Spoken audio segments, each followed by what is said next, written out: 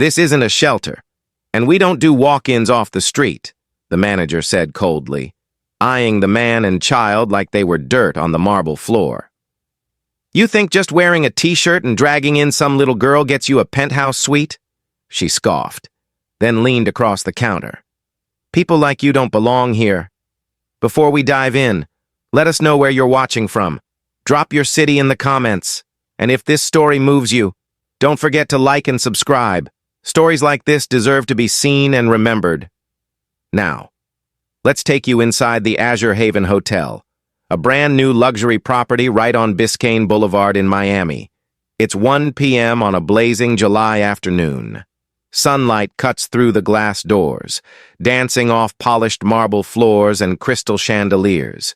The air inside is crisp and perfumed, the kind of setting where money and privilege whisper from every corner. And stepping into that space, James Carter, a tall black man in a plain white t-shirt and khaki shorts, walked in hand with his 9-year-old daughter, Zoe, dressed in a pink t-shirt, her tiny jean shorts creased from the car ride, curly hair pulled back into a neat ponytail. They looked, to the staff at least, like they didn't belong. But what no one knew, what the front desk clerks didn't pause long enough to even ask, was that James wasn't just any man off the street. He was the owner, the CEO of the entire Azure Hospitality Group, worth over $10 billion, the one who approved the architecture, the lighting, even the scent used in the lobby. But today, none of that mattered. Not to the staff. Not in this moment. James had come here undercover, responding personally to troubling reports on travel forums, anonymous stories of black guests being mistreated, talked down to, turned away. He didn't send a team. He didn't announce his arrival. He brought his daughter and tried to book a 3-day, 2-night VIP stay at his own hotel. No red carpet, just honesty. And from the moment he walked in, the judgment hit hard and fast. Linda Harper, the manager on duty, didn't even let him finish his sentence before shutting him down. You don't have a reservation? That's not how it works here. This isn't some roadside motel, she said, her voice sweetly condescending. Then came Michael Chen, a front desk clerk, who took one glance at James's black titanium card, scoffed, and threw it on the floor, letting it land by James's sneakers. Nice try, he said. These knockoffs get bolder every year. Zoe bent down to pick it up, but James stopped her. He picked it up himself, slowly, silently, his jaw tight. His daughter looked up at him, tears already brimming in her eyes. Daddy, she whispered, why are they so mean? He didn't answer. Not yet. He just stood there, fists clenched, heart racing, staring at people he paid, in a lobby he built, being treated like a stranger in his own house. Nearby, a guest, Evan Wright, a white travel blogger in his 30s, watched the scene unfold. He pulled out his phone and quietly began recording. Moments later, he tapped post on a short clip and wrote just 3 words. Racism at Azure Haven. He uploaded it to X. The video began spreading before the confrontation had even ended. Next to Michael, another clerk, Sarah Brooks, joined in with a smirk. We get these kinds of scams all the time, she said loudly enough for guests behind them to hear. They stroll in, try to act important, and expect free upgrades. Bet they Googled the hotel this morning. Then, under her breath but still audible, she added, they should try somewhere more appropriate, like one of those places off 79th. It was a jab drenched in microaggression, the kind James had endured too many times in too many places. But hearing it said in front of his child made something in him shift. Intern concierge Layla Morgan, just 22, stood behind the counter, visibly uncomfortable. She leaned forward and spoke to Linda in a hushed voice. I think that's a real card. And this man. Something's not right here. Linda didn't bother looking at her. Stay in your lane, intern, she snapped, You don't get to decide who we serve. By now, more guests were watching. Some whispered. A few turned their phones toward the scene. The tension in the lobby thickened. Then Thomas Reed, the hotel security guard, came over at Linda's signal. You need to leave, he said to James. You're making people uncomfortable. Zoe pulled closer to her father. Daddy, I'm scared, she whispered. James inhaled slowly, calm, collected. He took out his phone and made a single call. Nia, he said, speaking to his executive assistant. Activate the internal system, quietly. On the other end, Nia Foster replied, It's ready, sir. Say the word. James didn't say another word to the staff. Not yet. But his eyes, those told a story. Behind the frustration, behind the pain, was a storm building. I promise you, James said evenly, his voice low but carrying. You'll regret every word you've said today. Linda scoffed. Threats won't get you a room. Zoe's small hand found his. Why don't they like us? She asked. Barely audible. Layla, now visibly upset, stepped out from behind the desk. This isn't right, she said out loud. He hasn't done anything wrong. Just then, Evan, the blogger, raised his phone. It's already on X, he said flatly. People are watching. Michael rolled his eyes and took James's card again. Let me make this easy, he said. He walked over to the employee safe, opened the drawer, and locked the card inside. We'll hold it until the authorities get here, he said. Fraud's a serious matter. From across the room, Evan looked down at the card's details he had caught on video earlier and read aloud. James Carter, Azure Hospitality Group. A murmur ran through the lobby. A few heads turned. One guest audibly gasped. James looked up, calm but deadly serious. You just locked away the black card of the man who owns this hotel.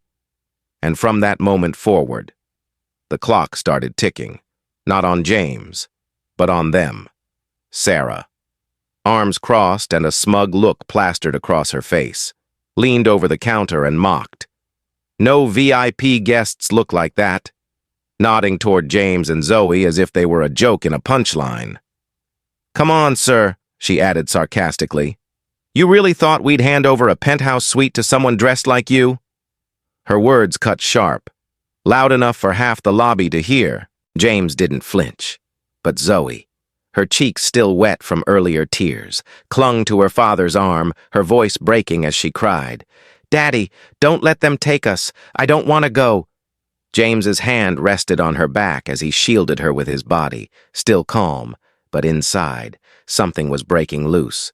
Then Thomas Reed, the security guard, stepped forward, this time grabbing James's arm, not yanking, but firm enough to provoke. Sir, we're going to have to escort you out now. You're disturbing the peace. That line. Disturbing the peace. It echoed like an old wound James had heard too many times, in too many places, when his presence alone was treated as a threat. Let go, he said slowly, his voice like steel. Thomas held his ground. Then walk out with your own feet, he muttered. Zoe started crying harder, grabbing onto her dad's hand. The tension was drawing stares now. Other guests had stopped moving. The bellhop froze near the elevators. A couple clutching iced lattes whispered and pointed toward the front desk. He's not doing anything wrong, a voice called out. Layla, the intern concierge, standing off to the side, her voice shaking but loud. Their reservation is valid. I saw it on the screen before Linda cleared it. Michael turned to her, snapping. You need to learn when to stay quiet.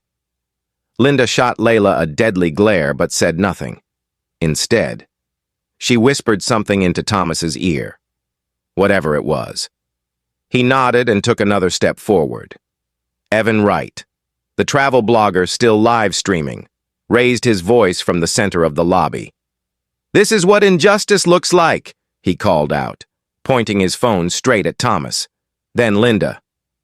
They're kicking out a black father and daughter because they think he looks too poor to be rich.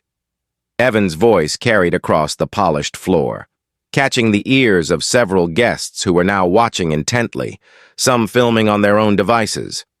He's not even raising his voice. One woman near the sofa said, "This feels wrong."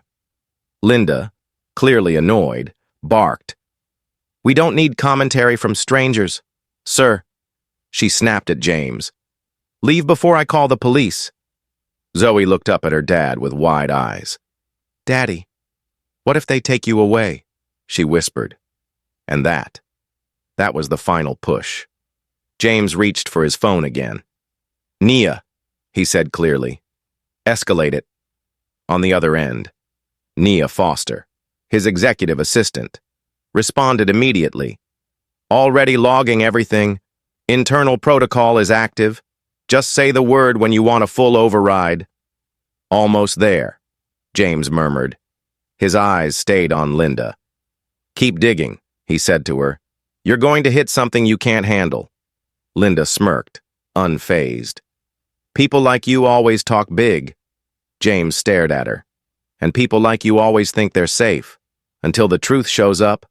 Sarah, still perched behind the desk, rolled her eyes dramatically and muttered. "Troublemakers never know when to quit," Evan shouted over her. "It's on Reddit now, too. 30,000 views and counting." Linda froze for a half-second before composing herself. She turned to Michael and hissed, "Say it's fraud. If anyone asks, tell them he forged that card. The little girl's not even registered. Say whatever you have to say." Michael nodded, visibly nervous now, but didn't look James in the eye. Layla, trembling, took a step closer toward James and Zoe. "Sir, I believe you," she said quietly. "And I don't want to work for people like this." Zoe looked up at her, sniffled, and whispered, "Thank you."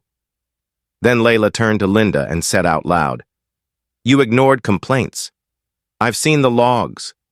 People told you this was happening." That stopped the room cold. Linda turned slowly. "You want to be fired?" she asked Layla. "You don't scare me," Layla replied, and for the first time, her voice didn't shake. James looked down at Zoe and then out at the guests now watching, some shocked, some quiet, all witnessing the same ugly thing unfold. "I've spent my whole life proving people like this wrong," James said, voice firm but not angry. "But I never thought I'd have to do it like this, in front of my own daughter." His words struck something in the room. A man near the elevators lowered his phone. A woman at the coffee bar looked down, visibly uncomfortable. The silence that followed wasn't just awkward, it was heavy. Michael finally spoke, his voice uneven. Maybe we should let them explain." But Linda cut him off. "No, we do not serve pretenders." "Pretenders?" James repeated. He stepped forward slowly. "You're pretending this isn't racism in real time." Evan looked directly into his phone and said, "If anyone out there still thinks this kind of thing doesn't happen, rewind the last 5 minutes. You're watching it now." Linda waved at Thomas again, more urgently. "Remove them!" she barked. Thomas hesitated this time, just slightly, but it was enough for a shift to happen. James turned to Zoe, bent down beside her. "It's going to be okay," he whispered. "They just don't know who we are yet." Zoe nodded, wiped her tears, and whispered, "You're strong. Daddy." James stood back up, squared his shoulders, and looked Linda dead in the eyes. "You just made this lobby a courtroom," he said. "And I've brought the receipts." Linda stared at him, confused, defiant, but around her, things were starting to crack. Layla stepped beside James. Evan stopped live streaming and began quietly uploading clips to his feed, and at least a dozen guests began murmuring about the posts. The truth was spreading, and fast. Linda's voice cut across the lobby like a knife. "Thomas, I said remove them. Now." Her tone was no longer smug. It was sharp, panicked, cracking under pressure. But Thomas hesitated again, eyes darting between James, Zoe, the growing circle of guests, and Evan's phone still glowing with a recording icon. The moment was slipping out of their control, and Linda knew it. She stormed around the counter and stabbed her finger toward the exit. "You and your daughter need to leave this property before I call the police and report you both for fraud and trespassing." That was the trigger. Guests nearby stopped pretending to ignore what was happening. One older couple stood up from a leather couch by the window. A man in a business jacket stepped forward. Another guest pulled out his phone. Sarah, still behind the desk, grabbed the hotel's intercom mic and, with a twisted grin, pressed the button and let her voice ring out across the tiled floor. "Attention staff and security, code black at the front desk. Repeat, code black." James's head snapped around. "What did you just say?" Sarah pretended innocence. "It's a standard term, protocol." But everyone in the lobby heard it for what it was, racially coded. James's jaw locked. Zoe clutched his waist, frightened, confused, trembling. "Daddy," she said softly, "why do they keep calling us that?" Her voice cracked as she looked up at him, her small hand gripping his shirt like it was her only lifeline. James bent down and hugged her tightly, shielding her from the stares, the whispers, the humiliation. But his voice, low and deliberate, cut through it all. "They think they're in charge. They've forgotten who really signs the paychecks here." Then, just as Thomas made another hesitant move toward them, Evan Wright stepped forward. "No," he said firmly. "You're not putting hands on him." And suddenly, the crowd shifted, one by one. Guests began to physically move, stepping between James and the security guard. A woman in a red sundress stood in front of Zoe, arms crossed. A young man with a briefcase stepped beside James, glaring at Thomas. Another older gentleman quietly muttered, "This is disgusting," and stood behind Layla, who hadn't moved from James's side. Linda blinked, stunned, then shouted, "Get back! You're interfering with security protocol!" Evan held up his phone again. "No, we're stopping abuse. This isn't a protocol. It's profiling, and now the whole internet's watching." Thomas turned toward Linda. "You said they were trespassers," he said, more uncertain now. "That they had no reservation." Layla, voice shaking but clear, said, "I saw their name on the VIP list this morning. She had it removed before they arrived." Linda whipped around, eyes narrowing. "You lying little intern." "I'm not lying," Layla shot back. "You knew he was coming, and you wanted to embarrass him. That's why you cleared the reservation and locked his card." James rose to full height again. "That's the final mistake," he said. "You don't get to erase me in a building I built." Linda folded her arms, defiant. "You've got no proof." James raised his phone. "Actually, I do. Every word you've said is recorded, and in case you've forgotten, I helped design the surveillance systems in this lobby." Michael, pale now, looked around. I just did what she told me," he mumbled. "She said he was faking everything." Layla turned toward him, eyes sharp. "You threw his card on the floor. Michael, that was your choice." Guests were murmuring louder now, some shaking their heads, some openly angry. Zoe, still holding on to her dad's hand, whispered, "Are we going to be okay?" James looked down at her, voice steady. "We already are, baby. We already are." That's when Linda snapped, "I want them out. I don't care what anyone says. He's lying. He's a scammer. You're all being played." Her voice echoed across the lobby, and for the first time, no one believed her. Not anymore. The guests formed a solid barrier, shoulder to shoulder, quietly, like a line in the sand. Even Thomas stepped back, folding his arms, unsure.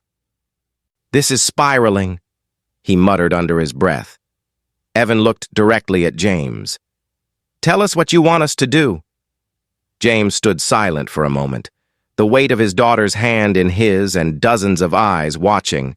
He didn't raise his voice. He didn't point. But the storm behind his eyes was unmistakable. "Just wait," he said. "They'll know soon enough."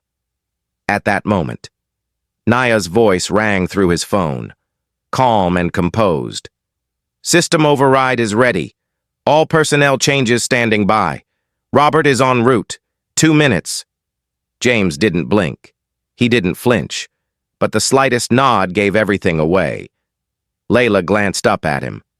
"You're really—" "Yes," he said, still watching Linda as she fumed behind the desk. "I'm not just checking in. I own the building." Murmurs spread like wildfire. One woman gasped. A man muttered, "You've got to be kidding me." Linda stared at him, the color draining from her face. "You're James Carter?" she asked, but it was more of a whisper. James didn't answer. He just looked at Zoe and said, "Ready to fix this?" She nodded slowly, wiping her cheeks. "Yeah." Then she whispered, "Can we stay in the room with the balcony?" A smile touched the corner of his mouth. "Absolutely." Behind them. Evan's phone buzzed again, comments pouring in, clips reposted, the phrase "racism at Azure Haven" now traveling faster than anyone could contain. The staff had tried to humiliate him, tried to intimidate his daughter, tried to strip away his dignity, but instead, they had lit the match that would expose them all. And now, the reckoning was just seconds away.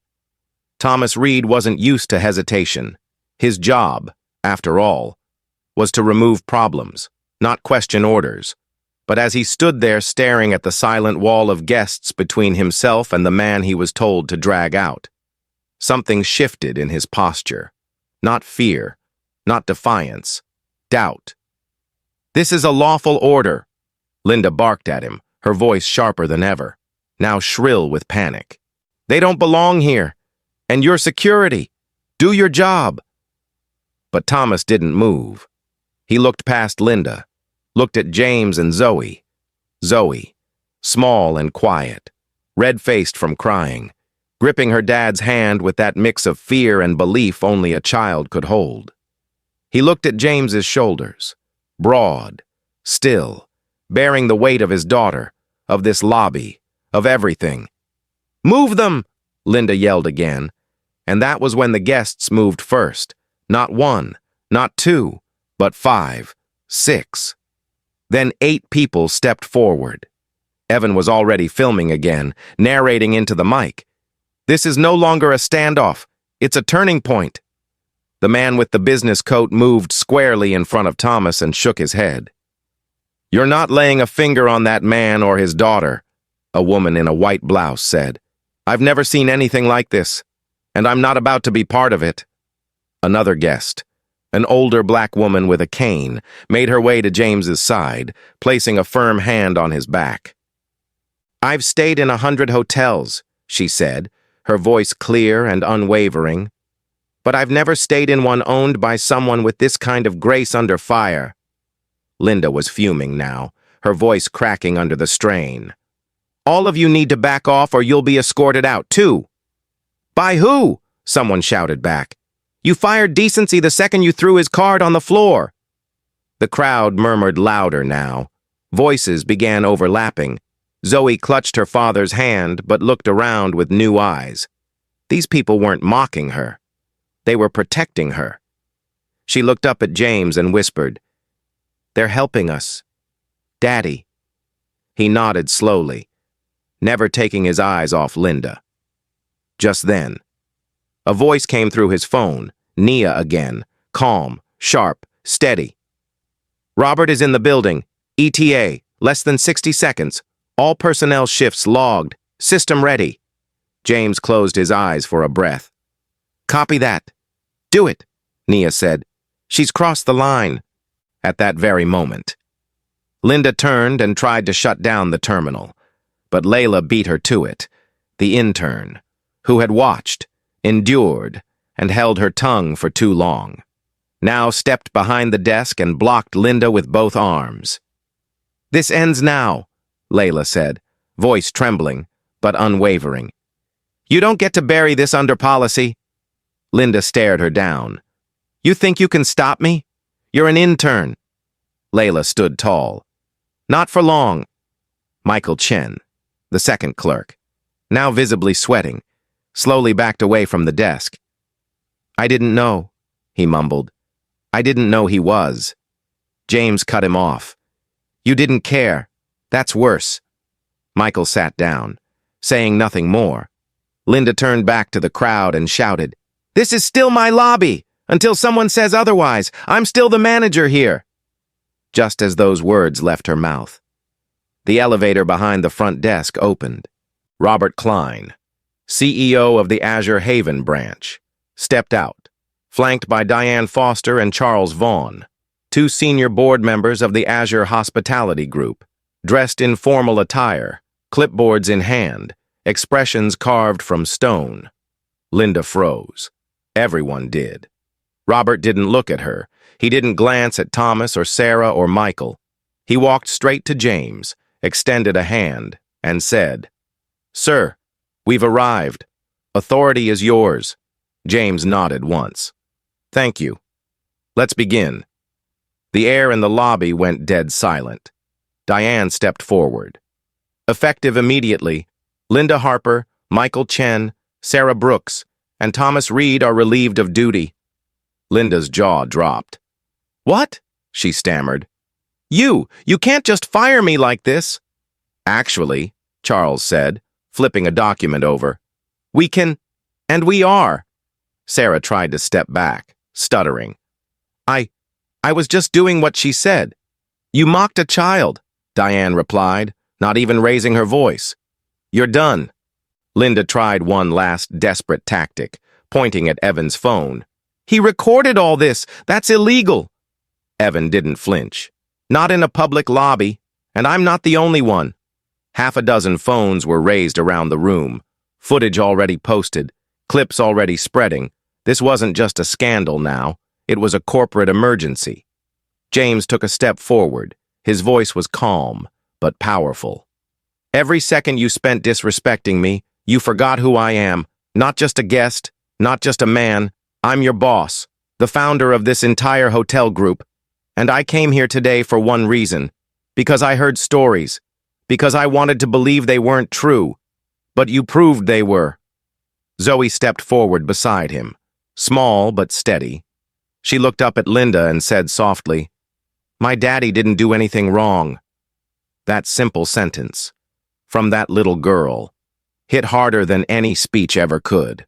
Linda opened her mouth to argue, but for the first time all day, she said nothing. And for the first time all day, Zoe wasn't crying anymore, for a moment.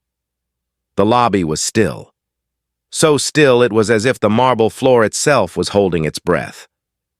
Linda's lips parted, but no words came out.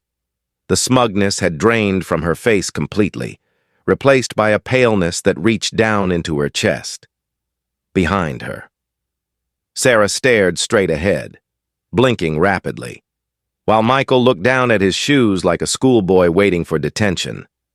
Thomas stood with arms folded, no longer so sure where he stood in the chain of command, and right in the middle of it all. James Carter adjusted the sleeve of his plain white t-shirt, stepped forward onto the polished floor of his own hotel, and said in a voice that didn't need to rise, "Let me make it plain for everyone in this room." He turned slowly, eyes scanning across the crowd, guests, staff, onlookers, cameras still raised. "My name is James Carter, and I am the CEO of Azure Hospitality Group. That means I own this hotel, every tile, every desk, every policy, and every one of you standing behind that front counter." Gasps rippled across the lobby. A woman in heels audibly said, "Oh my God," while another guest clapped a hand over her mouth. Robert Klein stepped beside James and gave a formal nod. He's not exaggerating. He signs our paychecks. Diane Foster moved next to Robert, clipboard in hand, and declared, "Effective immediately. We are executing a complete staffing replacement per the CEO's directive." Charles Vaughn, stone-faced and silent until now, stepped forward and quietly handed Linda a white envelope. "You're terminated." Linda shook her head slowly, stunned. You can't be serious." "Oh, I'm beyond serious," James replied, eyes locked on her. "You insulted my daughter. You called me a liar. You threw my card on the floor. You locked it in a safe. And you conspired to remove me from my own building while coaching your staff to lie." Michael started to protest. I didn't mean—" "Michael," James said sharply, "you didn't just go along with it. You escalated it. You mocked my daughter. You locked up my card without checking a thing. You humiliated us in public. For that, you are not only terminated, you are banned from future employment at any Azure Hospitality property. Permanently." Michael went pale. "Please," he whispered. "I have a family." James looked at him. "So do I." Then his eyes shifted to Sarah, who had not yet spoken. "You got anything to add?" he asked. She looked up, startled. Her mouth opened, closed. Then, slowly, she stepped out from behind the desk. Her voice was barely above a whisper. "Yes," she said. "I do." The room quieted again. Evan held his phone up higher, ready to catch every word. Sarah looked at James, then at Zoe, her eyes softening for the first time all day. "This wasn't the first time," she said quietly. "Linda, she's done this before. Told us to cancel bookings when certain people walked in. Black families, Latino couples. I didn't say anything. And I should have. I'm sorry." The confession hung in the air like fog. James didn't respond right away. Behind him, Diane folded her arms. "That aligns with prior complaints from guests and a flagged employee review last quarter," she said, turning to Robert. "This is bigger than just today." James nodded slowly, still watching Sarah. "And you let it happen?" "Yes," she said, voice trembling. "But I won't again." "You're still terminated," James said. "But your honesty is noted. I hope you carry that forward into whatever comes next." Sarah nodded, defeated but strangely lighter. She stepped back into the crowd. Linda, however, wasn't ready to let go. "I built this staff," she snapped. "I trained this team, and this is how you repay me?" "You trained them," James said coldly, "to fear difference, to profile people. You didn't build anything. You poisoned it." Linda sneered. "You're only doing this for the cameras. To look good, you'll move on and nothing will change." James stepped forward again. "You really think I'd waste my time just looking good?" His voice sharpened. "I came here to investigate rumors of bias, and you gave me a full demonstration. So no, I'm not just firing you.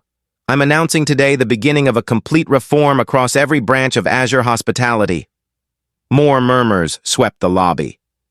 "Effective today," James continued, "we are launching a review process across all locations.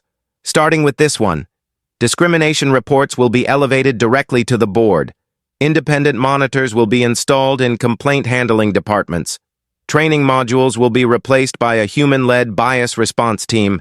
And most importantly," he turned to Layla, "those who speak up will be rewarded, not punished." He walked over and placed a hand on her shoulder.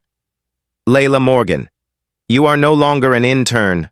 As of this moment, you are promoted to guest relations lead of this property." Layla gasped. Her hands flew to her face, tears immediately welling up. "Sir, thank you. I don't know what to say." "Say it by how you lead," James replied. The crowd clapped, not loud, not staged. Real applause from people who had just seen something rare, something just. Robert turned to James. "Anything else?" James nodded. Yes, I want a statement sent out to the press. And I want it clear. Azure is changing. Not because we got caught, but because we got convicted by the truth. Diane made a note. It'll be on wire services by tonight, Charles added. We'll brief all GMs by morning. Just then, Zoe tugged her dad's hand. Can we go upstairs now? She whispered. James smiled, the first full smile since he entered the building. Almost.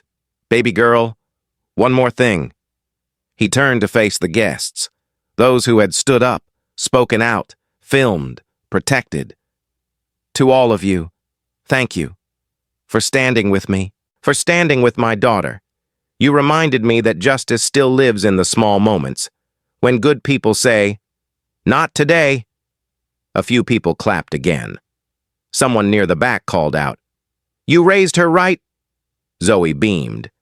Linda, now ghost pale, clutched the envelope in her hands but didn't move. She had nothing left to say, nothing left to hide behind. And as she turned to walk out, no power, no staff, no title, she passed the very girl she tried to erase. And Zoe didn't flinch.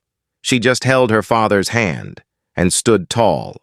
The lobby no longer felt like a hotel. It felt like a courtroom in session, and James Carter was now both witness and judge. But instead of a gavel, he used action. No raised voice, no grandstanding, just precise decisions delivered with the calm of a man who had waited his entire career for a moment like this. Effective immediately, he said. We are halting all front desk operations until a new team is fully briefed and retrained. Layla, you'll coordinate guest service continuity. Diane, Charles, begin onboarding replacements by end of day. Nia, connect us with HR at corporate and legal. Every terminated employee is to be documented and released with formal cause. Behind him, Diane was already typing. Charles nodded sharply. Robert issued 3 brief commands into his earpiece. And just like that, the entire floor moved. Staff filtered in from the back, quietly escorting guests toward temporary check-in stations. New team members arrived from a partner property 2 blocks away. It was coordinated, efficient, like watching a company repair itself in real time. But James knew this moment was bigger than just logistics. This was about precedent. The people watching, both in the lobby and now online, needed to see that consequences were real, that systems could be corrected when power refused to protect the wrong people. A ripple of chatter passed through the room as Evan Wright posted the latest video update. Staff replaced at Azure Haven after racism scandal. CEO acts on site. Within minutes, that phrase was trending quietly, even without hashtags. They're picking it up, Nia said over the phone. Several outlets just reached out. No statements yet. They'll have one soon, James replied. He looked around and noticed Zoe sitting calmly on a nearby sofa. Sipping juice one of the new concierges had handed her. Her shoulders weren't hunched anymore. Her knees weren't drawn up. For the first time since entering the hotel, she looked like a child again. James exhaled. Slow, deep, deliberate. Then he turned toward Layla and asked, Any guest reports that were ignored? Layla paused. Yes. Actually, 2 months ago, a black couple filed a written complaint, said their reservation was mysteriously missing when they arrived. They were sent to a cheaper partner hotel across town. The report was buried. Who buried it? James asked. Layla hesitated. Michael. He signed off on it. Linda ordered it. James turned to Robert. Pull every complaint filed in the past 12 months flagged as reservation error or guest mismatch. Compare the names against demographic data. I want a full report by tomorrow. Robert nodded. You got it. Also, James added, suspend every current staff member listed as having altered booking records under Linda's leadership. Diane was already on her second page of notes, and that's when the massive twist dropped. So casually it almost didn't land right away. Sarah, now sitting on a bench near the hallway, looked up and said, There's something else. All heads turned. James nodded. Go ahead. Sarah took a breath. Linda and Michael. They used to talk about it like a game. They'd joke about how many guests they could push out without getting caught. They had a word for it. Filter days. It meant canceling bookings that didn't fit the right aesthetic. Usually people of color. I overheard them more than once, but I stayed quiet. I was afraid of losing my job. The words landed like bricks. Layla's hand flew to her mouth. Diane slowly looked up. Did they document these filters? Yes, Sarah said. They kept a shared folder in the admin system labeled guest security tags. But it wasn't about safety. It was code, color-coded entries. Blue meant let through. Red meant redirect. I only saw it once before Linda locked access. James turned to Nia on the phone. You get all that? Already pulling archived admin logs. Nia said, if we find that folder, it's a systemic discrimination pattern. Legal will want to move fast. Good, James replied. He looked over at Sarah. Thank you. It doesn't undo what you did, but it helps shine a light. Sarah nodded, quiet. The tension in the room was heavier now, more serious. This wasn't just a case of a bad check-in experience or one rogue employee. It was a coordinated pattern of gatekeeping, one that had operated beneath the surface of luxury and hospitality. James straightened his posture and addressed the lobby. This hotel and this brand belong to every guest who walks through those doors. We're not in the business of judging who looks like they belong. We're in the business of making people feel welcome, safe, and seen. That starts now. As he finished, a small voice from the side spoke up. Daddy? It was Zoe, standing again. Juice cup empty. Can we stay tonight? Like we planned? James smiled. We're not just staying.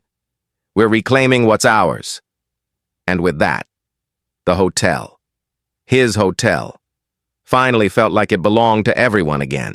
The lobby had changed, not just in appearance, but in spirit. It no longer echoed with accusations, threats, or the stifling silence of judgment. Instead, it hummed with quiet activity. New staff assisting guests, Layla confidently checking her clipboard, Diane and Charles in conversation with Robert about system-wide changes. And at the heart of it all stood James Carter, no longer just a father defending his daughter, but a leader reshaping an industry in real time, within hours. The first official company-wide reform directive was issued from Azure Hospitality's headquarters. Every hotel in the chain received notice, immediate review of past discrimination complaints, restructuring of guest intake procedures, and the formation of a third-party bias monitoring committee. But even as the structural reform rolled forward, the emotional reality still hung in the air. Guests who had watched the incident unfold lingered to shake James's hand. One older gentleman, his eyes glassy, simply said, "Thank you for doing what so many of us never could." A mother with 2 teenagers pulled James aside, whispering, "My son needed to see this. He needed to know someone like him could fight back and win." Zoe stood nearby, now wearing a guest badge that Layla had given her, proudly showing it to anyone who asked. Her eyes no longer held fear, just pride. James took it all in with quiet humility. "This isn't about one man," he said to a small group of reporters gathering outside the lobby doors. "This is about the system we let grow in the shadows, a system that pretends it's about luxury, but sometimes serves exclusion. That ends now." As cameras clicked, Diane added, "The guests today witnessed more than a crisis. They witnessed a course correction, from the top down." But even as the resolution settled over the hotel, the final twist came from an unexpected voice, a former regional manager, tuned in via live stream, who posted a confession on her public professional page. "I was told not to interfere," she wrote. "Linda's methods were known. When we tried to raise concerns, we were quietly told, "She gets results. Let her manage her floor." Now I regret every time I looked away. That revelation hit harder than any footage could. It confirmed what many had suspected. This wasn't an isolated case. It had been tolerated from the top. Within 24 hours, the Azure board announced an investigation into regional leadership. Several resignations followed.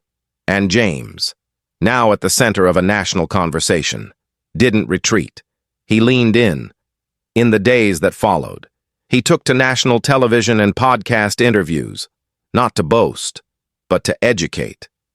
"What happened at Azure Haven isn't unique," he said calmly on one broadcast. "It's just one of the few times someone in power happened to be standing in the lobby when it happened." 3 months later, that moment in Miami had turned into something larger. James and Zoe launched the Haven Initiative, a diversity and accountability nonprofit aimed at helping other hospitality companies audit and reform their guest policies. Layla now served as its founding director of outreach, traveling to colleges to speak with young professionals about courage in the face of bias. Azure Haven itself underwent a full redesign, not physically, but philosophically. Guest feedback stations were installed, internal equity audits became quarterly mandates.